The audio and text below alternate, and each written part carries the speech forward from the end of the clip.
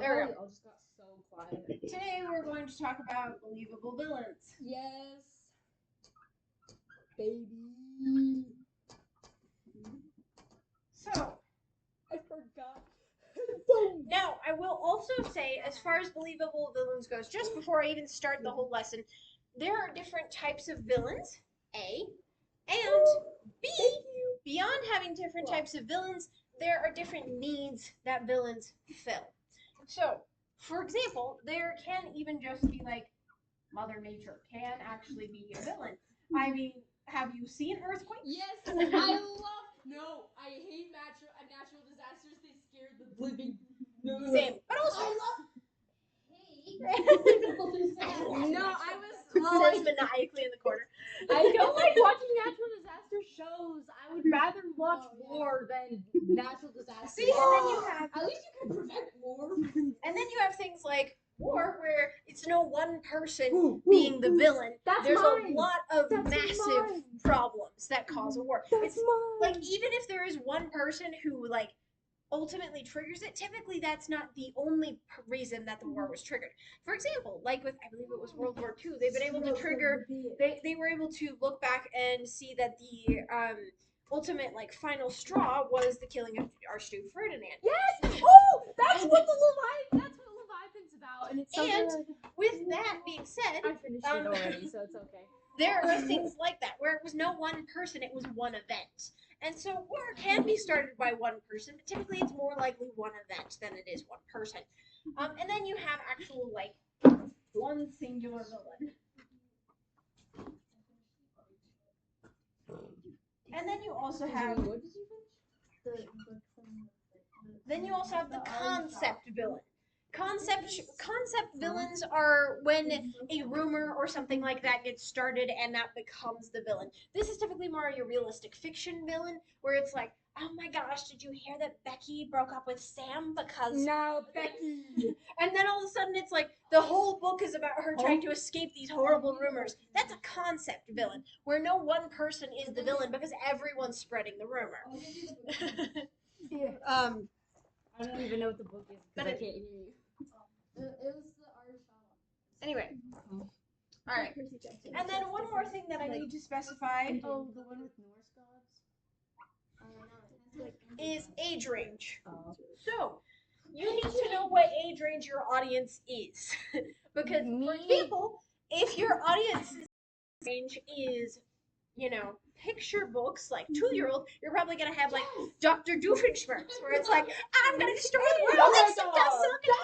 Doofenshmirtz is not a 2-year-old character. Oh my goodness. I said for 2-year-olds, as in people enjoy, little kids enjoy that and go, he's dumb. Everyone enjoys that. True, but I just mean that he was written for a smaller, like, little kid. But he expanded. Exactly. It's kind of like Avatar: The Last Airbender. It's considered a kids show, but some of the concepts they deal with are actually really dark. Oh, I love Avatar. Oh my goodness, the Fire Lord Aang. That's crazy. Oh, but anyway, so moving forward. It was so good. So age range is important to look into. However, that doesn't mean you can't do things. Now, I will say Avatar: The Last Airbender is a rare exception. They tried to make it so that he was dark, but that the darkness wasn't really something that little kids could comprehend, so they could still watch and enjoy it. You said that he was dark. No, I said that it was dark. Oh. Okay. Yeah, you did. Killed a guy. You go. Exactly. They just take away his powers. I thought they were gonna kill him, but spoilers. Aang just hit that. Anyway, Bro, it's moving crazy. forward. Hello? Who?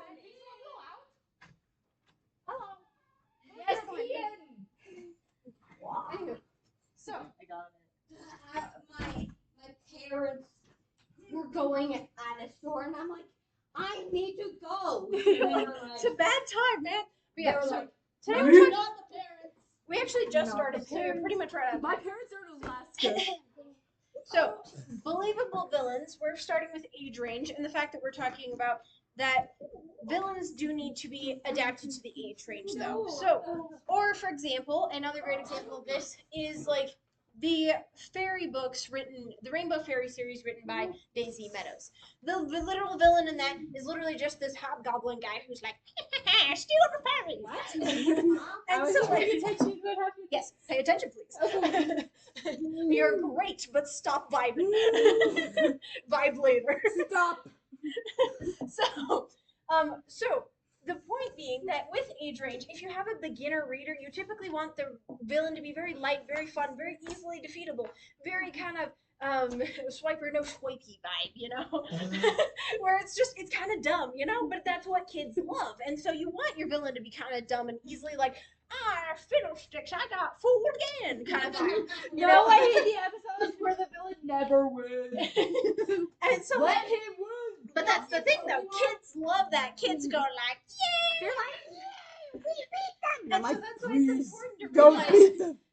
But that's also why it's important to realize age range because, like, I can't hear. There's too yeah, no, many. seriously, I love you all, but please be silent. I love you. I do. I love you guys. Talk during reading time. You guys can talk during reading time. Anyway. Writing time. So, with the age range being said, junior fiction is also very important to realize from young adult fiction. The difference between junior and young adult is going to be the ending age range for junior is going to be 13. So you basically got to look at it and say, can a 13-year-old handle this? And if the answer is no, it should probably be young adult. Because young adult starts at 13 and ends at 17. And so as a result, that's my age range. and so as a result, with young adult, you've got to look at it and say, can a 17-year-old handle this? But then you've also got to tone it back a little bit for those younger part of the age range. Young adult's a hard one to nail because it's such a vast age range. Whereas junior fiction's like, 10 to 13. That's pretty small age range. And then the other one's 13 to 17. And it's like, okay, that's much larger. And a lot more growth happens during that time. And so it makes it a lot harder to nail.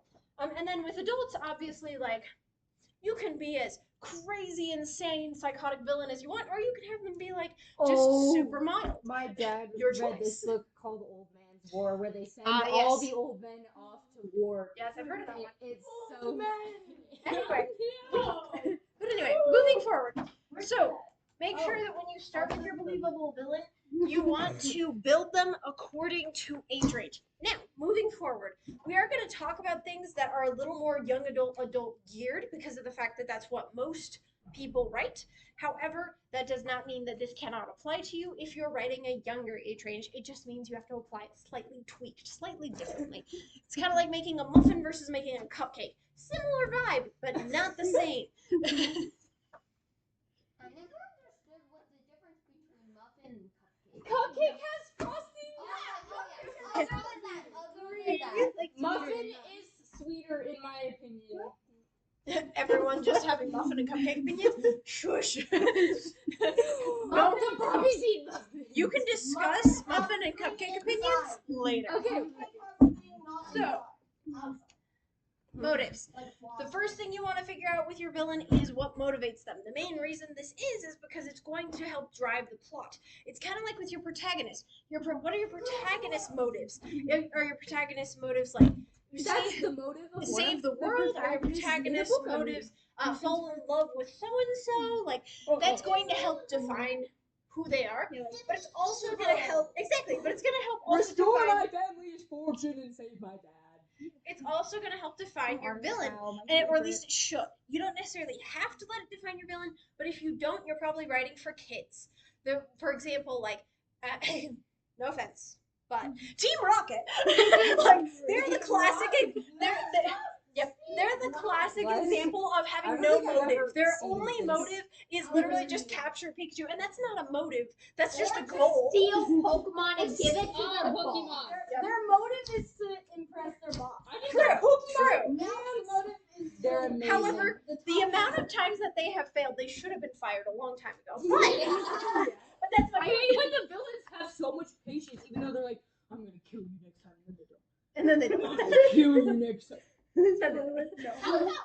So I love Pokemon, but I hate them. It's just so annoying. Just No, fair. They're one of the worst parts of Pokemon, unfortunately. Okay, So so Pokemon crash out is the best. You gotta look at the motive and you gotta look at what drives them. Because yes, they want to impress their boss, but ultimately, what else drives them? They're people, right? It's not just impress boss like a robot. In in most of the cases where I would say you have more motives than just one, right? You're not just like I live.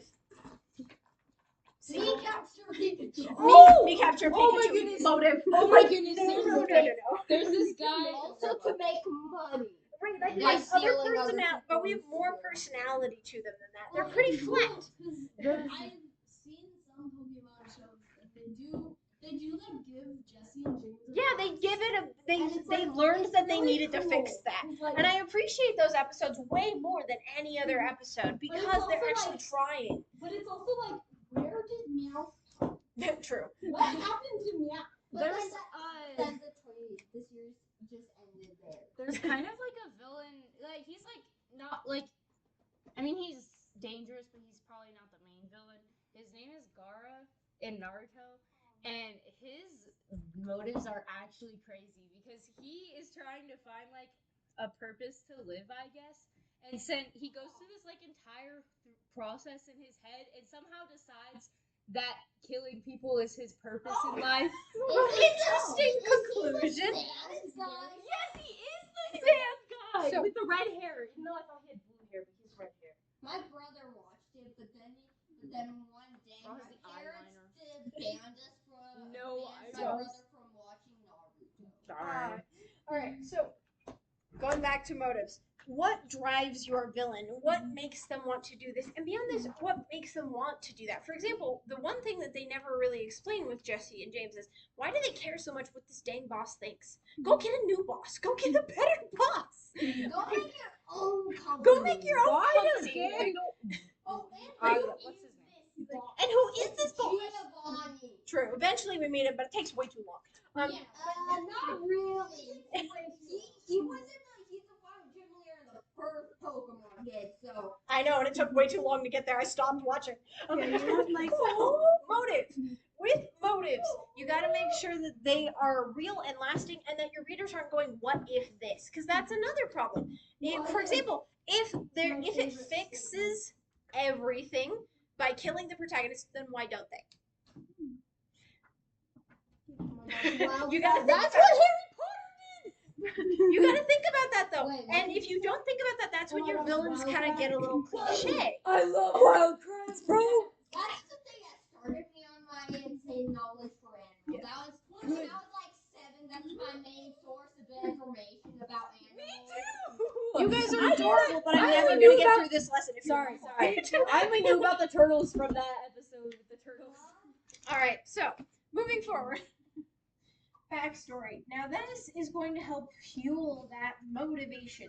So you don't have to give a backstory to your villain if, for example, it's like Dr. Doofenshmirtz and things like that. And even then, they do give him a backstory.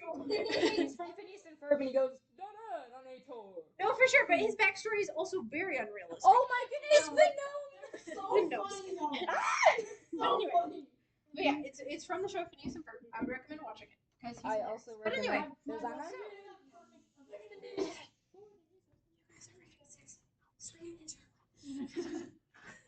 so backstory. You got to make sure that you have backstory, and you got to make sure that it's good backstory too. For example, going back to Avatar: The Last Airbender, please scream internally. There's intense like heavy metal happening in my head right now. It's not okay. So with backstories, you got to make sure that they are in depth. His backstory wasn't just "I'm going to take over the world now." There was more to it than that. Zuko or Aang? The main Fire Lord dude? Oh, fire! The Fire Lord. Talking about villains today, unless Oh. Aang or Zuko is a villain in your mind, in which case I am sad. Well, I love.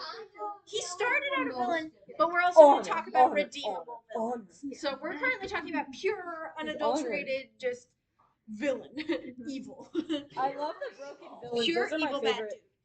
dude. And then with the backstory, you've got to consider, which is where we move on to that, is redeemable villains. Do you want to make them redeemable? Artemis Fowl. It takes him 8 books to get redeemed.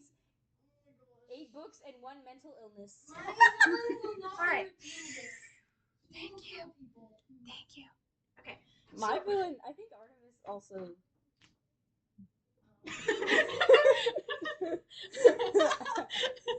Love you all, but I will hit you with the marker cap. Very gently and lovingly, but. Right. So, with being redeemable, the other thing you gotta take into account is how long it's gonna take to redeem them. 8 books.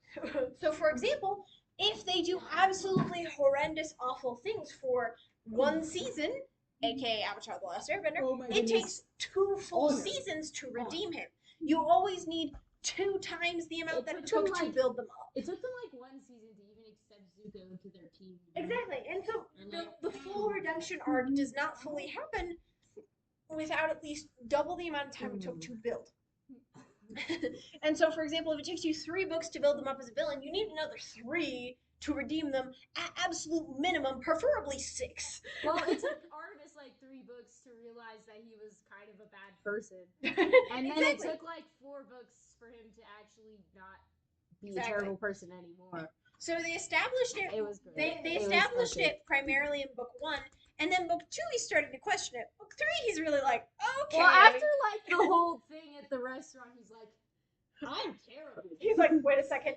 And then by that point, wait a minute. then because they took 2 books to really establish him as a bad person, then 4 books to sum up and fix the bad person makes perfect sense. That's literally the exact double arc. Yeah.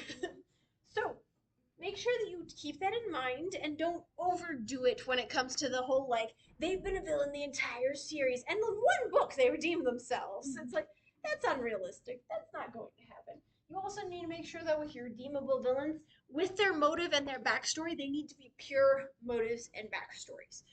For example, going back to Zuko, his motive is to be able to restore his honor so he can go back and live with his family. That's a wholesome goal. Except for the fact that his father sucks. True. But that doesn't make it any less of a wholesome goal. Zuko needs to he needs help. That his father is not great. But that's the problem, though, is a lot of people do that. Even with abusive parents and things like that, a lot of people are like, but my parents are fine. And it's like, no. Are they though? There's one thing I've always, ever since after I finished watching Avatar: The Last Ember, Airbender. Yes. So there's one thing I've always been. There's this one question in my mind: what happened to Zuko's mother? And it never got explained. He probably killed her in a fit of rage. Oh. Anyway, let's move on from side tangents. With being redeemable, you gotta make sure, like I said, their motive is pure and that their backstory is pure. The whole reason that he became dishonored was because he didn't want people to die. He wanted to protect people and said, I can't believe that you would use our troops like cannon fodder. This is stupid. And then his father was like, and then his father dishonored him and cast him out of the family. Disowned and dishonored. Disowned and dishonored. He was all the disses. Disowned, dishonored, disgraced, disapproved, disappointment. He was all the bad things in his father's eyes. But that's the thing, though. His motives and his backstories are pure. And so you realize that even though he may be going in a bad direction, he's not a bad person. Whereas someone with, for example, Azula, her motives are power, murder. Oh my goodness, Azula. And her motives are make my father proud of me, and her father's a psychopath as well. And so it makes you all psychopaths. Zuko's the only normal one, kind of. The mom. And so this is fair. The mom's also dead. nice. True. But anyway, so with that being taken into account, and then even her backstory, her whole backstory was basically, I wanted my mom to love me, but she would never love me because I was a psycho. It's like, oh darn, my mom doesn't love me because I'm psycho. It's like, okay, maybe reconsider that and become not a psycho. That was She's easy like, fix there. She's like, nah, killing things is normal, right? Anyway, keeping a psycho sounds like a great idea. But anyway, so, and she also has a weird demented version of love. Her version of love you can be obsessed with. I hate her. It's not actually love, it's obsession. She wants people to obsess over her and serve her. They're not seen as equals. It's not equal partnership. It's I am me and you are peasants. And I see you and you're not know me. Exactly. And so, as a result, that is what makes her such a pure, hateable villain. There's nothing redeemable about her because she's made her choices, and every choice she's made has been a villain's choice. There is no like I made heroes' choices and then things went wrong. It's purely villains' choices. All right, moving forward. How do you make people fear your villain? Because that's the point, right? You make them cold and calculating. That can definitely help. It also depends on being able to see what makes them scary to you. And funnily enough, one great way to make your villain absolutely and utterly fearful is Make him a mass murderer. there's that, but also is to make them powerful. That's part of the reason why Zula's so terrifying. Because she has the lightning thing. Because she's able to do the lightning thing from like age 8. She just had they actually have a scene where she's like, "Hey Dad, I want to show you this lightning," and they're all like, "You're 8." But anyway, Bro, it takes people like forever to learn the lightning thing. right? And she's just sitting there like, "Light." She's just like, but yeah. Anyway, yeah. But see, that's the thing though too, is that you realize just how much power she has. But the problem is that you also realize that her motives are psychotic. And so when you put together power plus psychosis, you get, I am terribly afraid of you. And so you gotta have that good blend of pure villain My favorite and villains are the psycho villains. too much power. Power is terrifying to us, and part of the reason why is because we don't like being in someone else's palm of their hand, right? We don't like someone else having control over us.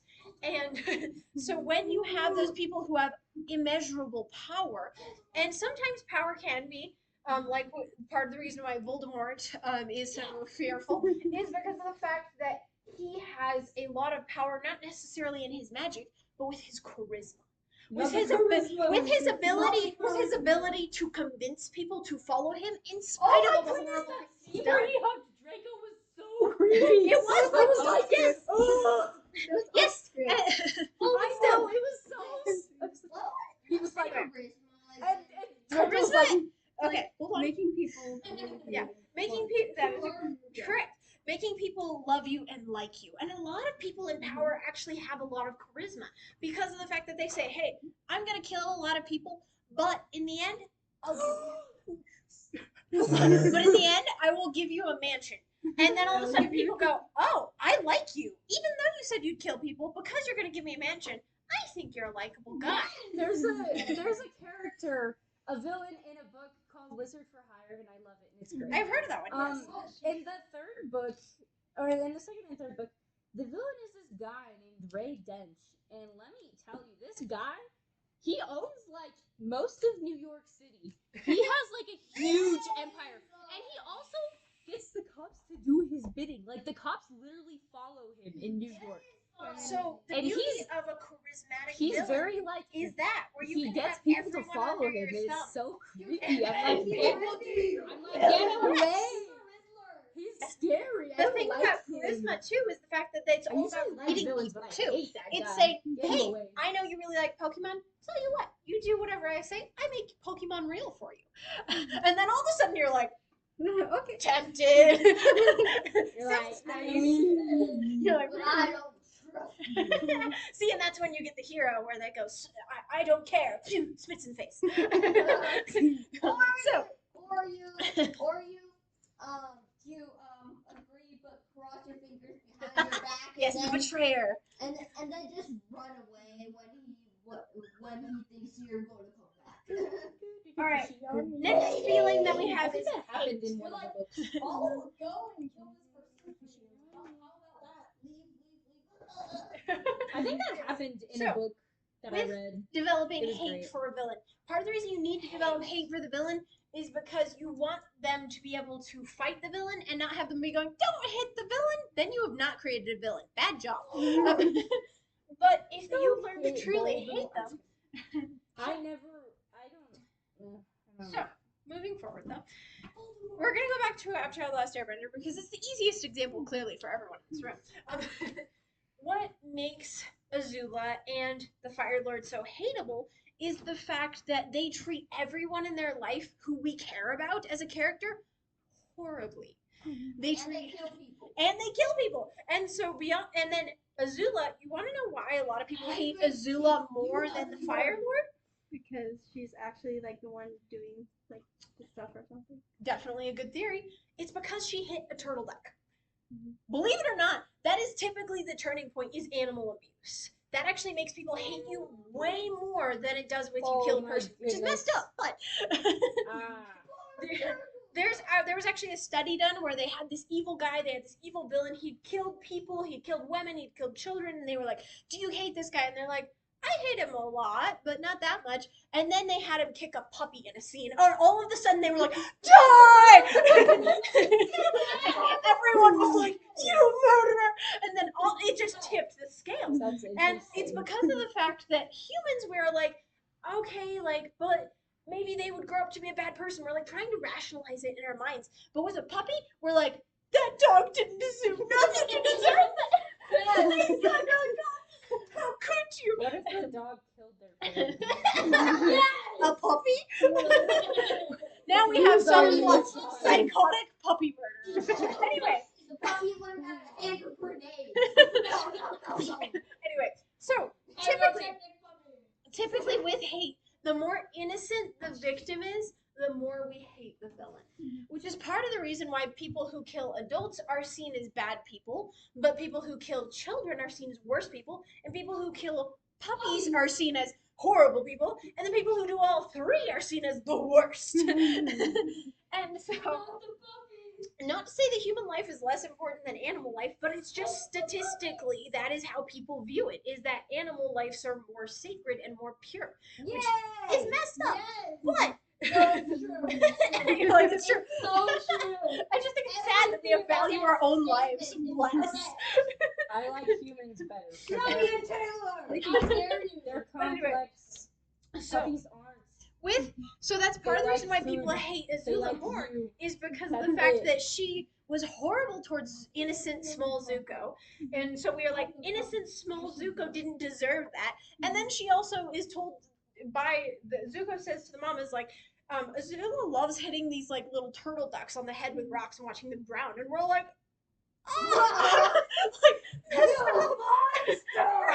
monster. This 8-year-old is like, hey, ducky drown. And I'm like, what's wrong with you? And so that's part of what makes us hate her more than the Fire Lord. The Fire Lord, even though he hurts innocent people, they're mostly adults. And we as people have been programmed that adults can fight back, so it's okay somehow. And so not that okay. exactly, But it's still more not okay. than killing innocent little creatures. Exactly, and abusing your little brother. Well, technically, he's Child abuse. Exactly, child abuse and animal abuse automatically make people hate you more. Child abuse by a child. By a child, yes. But anyway, so with developing hate, you got to make sure that whoever it is that your villains are targeting are innocent. Even if they are a human, you can have like this innocent, small, adorable person, and the second that someone puts them in danger, that makes you even more be like, oh my gosh, this person's a horrible person. A great example of this is, and I know not all of you guys will know this, but eventually you'll probably read the series or at least have heard about it. Hunger Games. Oh. And part of the reason I wanted to give this example is because Primrose is technically a teen. She's no longer a child. However, she is so innocent and sweet and wholesome and gentle that when we hear that Snow is basically torturing her in order to torture Katniss, we're like, don't you dare. Even though she's already gotten to the point where it's no longer considered child abuse, it's teen abuse. And that, so the I feel like that's worse because there are like a lot more ways that you can exploit a teen. But see, that's the thing though, it's that there's for some reason this line in people's minds that the older you get, the more you can defend yourself, and therefore they don't see it quite as innocently as when you can't defend yourself, which is really weird.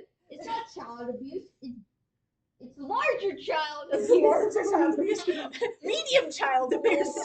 Like, Larger child abuse. it might be like based off Yes. of like maturity Yeah, so it is based off of maturity. Typically, people see it as if you can defend yourself, then it's a little less problematic in their brain. I don't know why that is. It's just kind of a thing that people have discovered is part of people's programming through scientific study.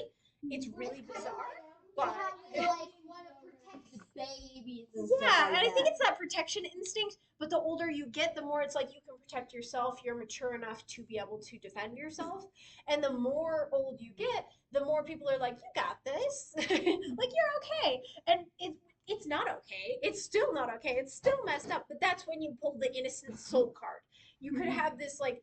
For example, Uncle Iroh. If anyone killed Uncle Iroh, I'm pretty sure we'd all lose it because What? Uncle Iroh's the best character. yes, Uncle Iroh from Avatar: The Last Airbender.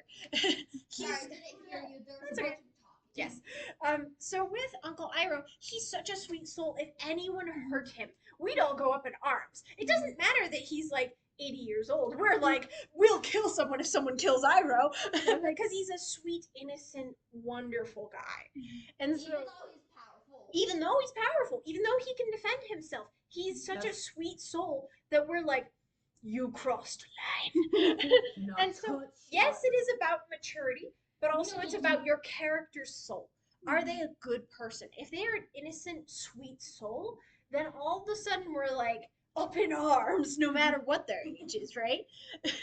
All right. Last thing is You wouldn't shoot a puppy, would you? so. Yeah, in the face. Wow. But it's that immediately makes you hate the villain more. You're like, I what? love darkness. So Darkness is my with favorite. Darkness Hello, of the Villain, darkness, my this is going to kind of harken back to the original thing that we were talking about with age range.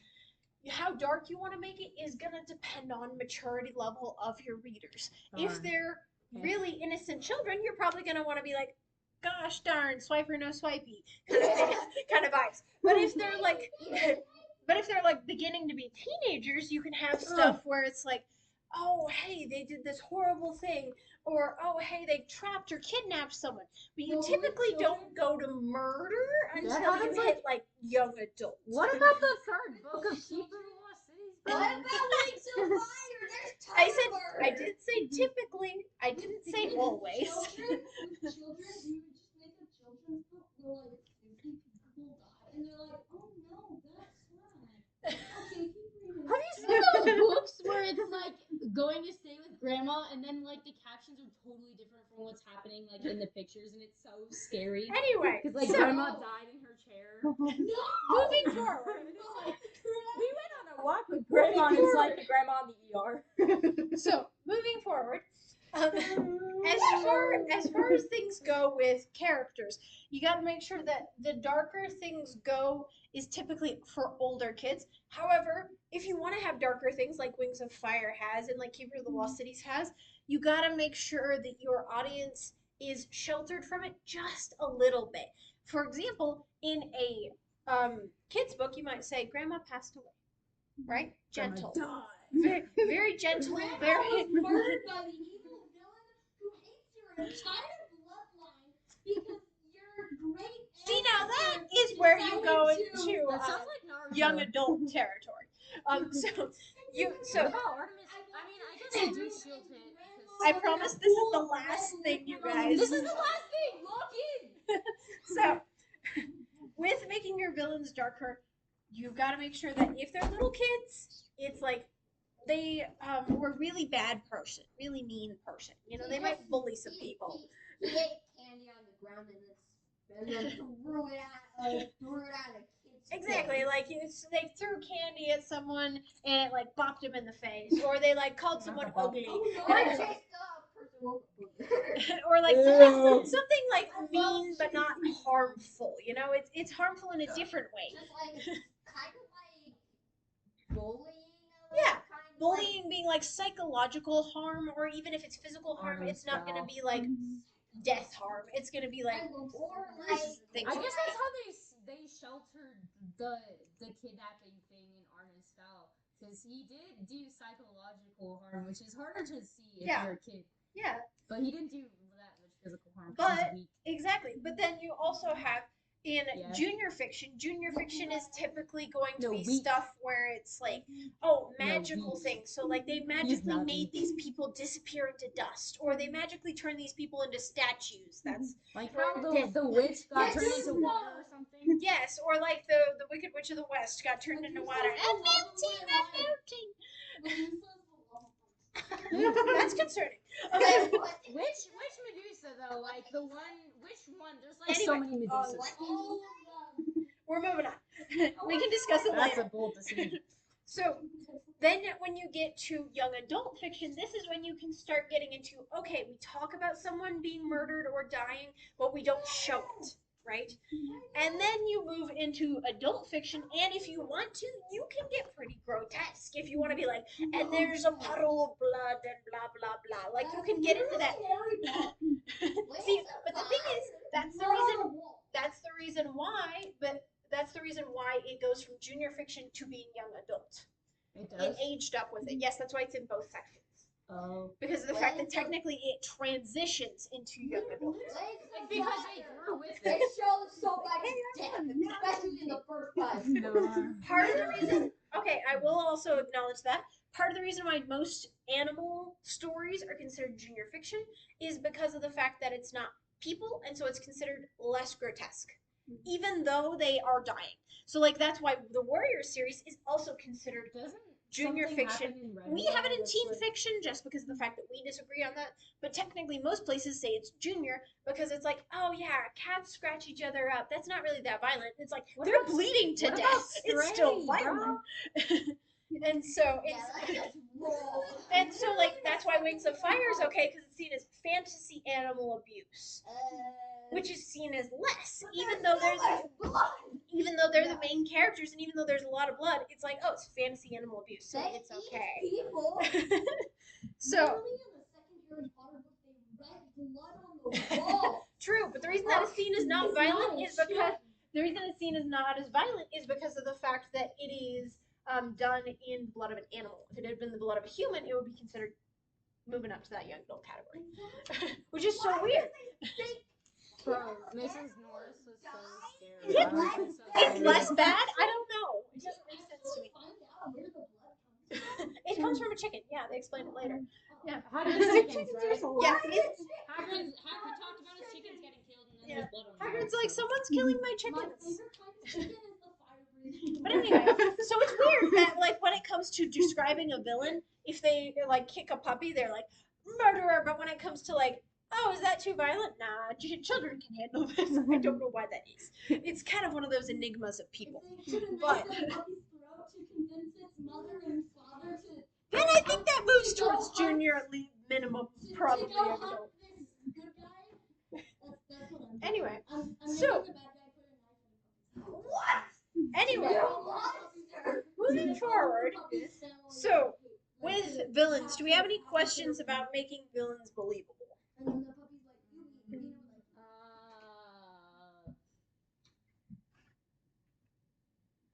No?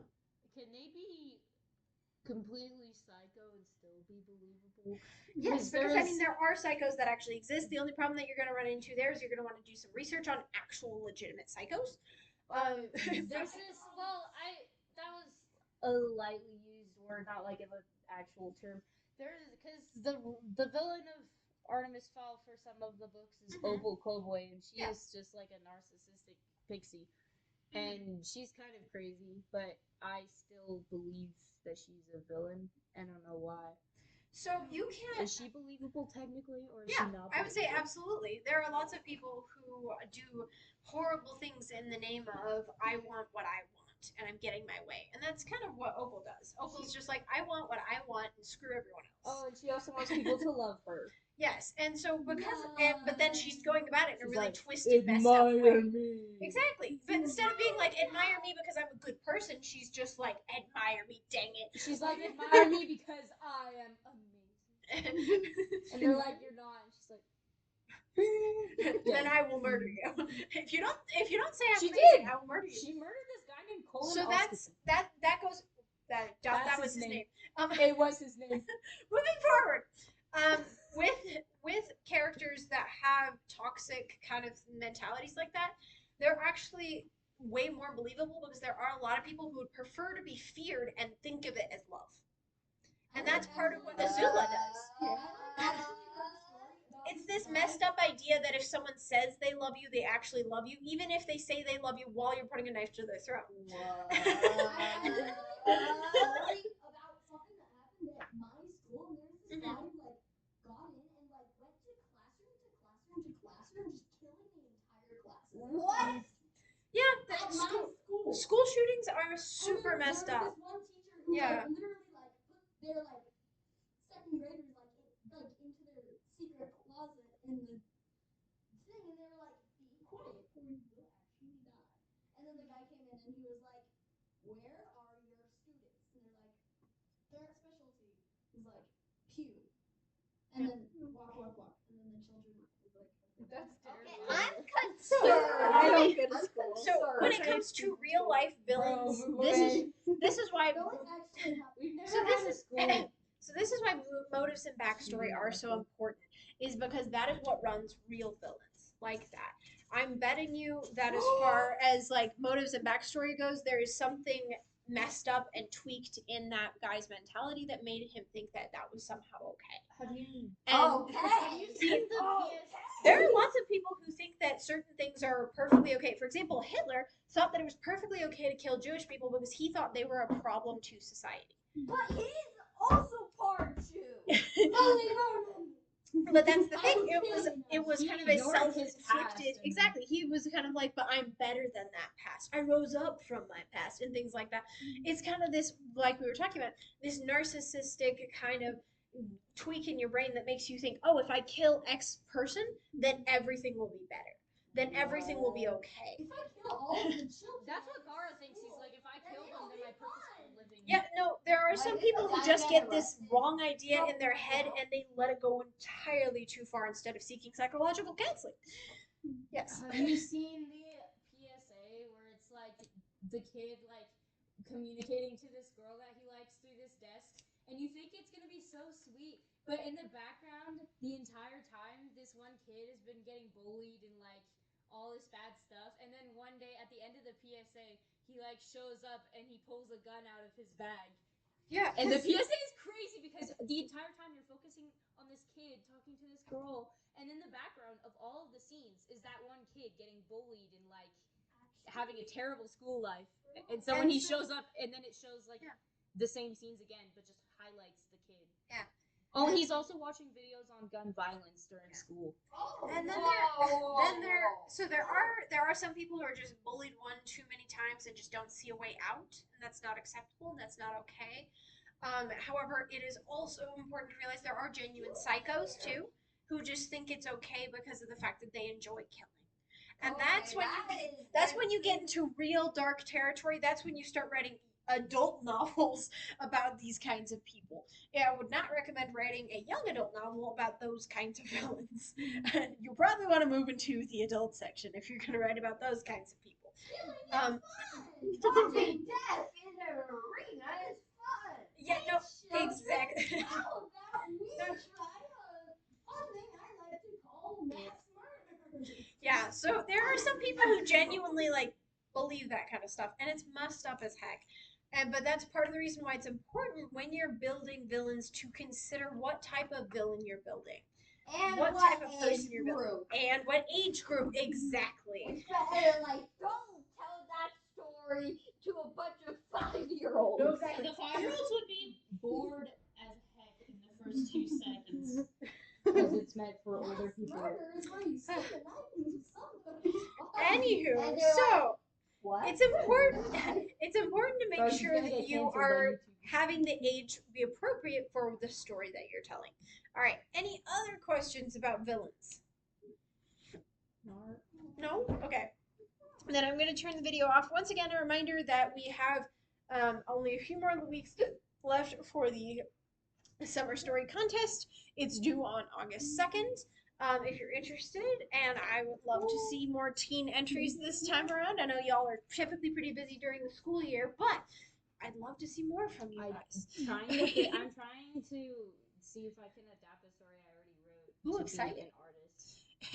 But yeah, So I no, don't no, really no know. pressure or anything. But also, I would love to see more teen writers because we've only had a handful in the other ones because they take place during the school year. But summer, you have more time now. Yeah. So, so thank you guys so much Oh for my coming. goodness. And we're gonna turn off the video now.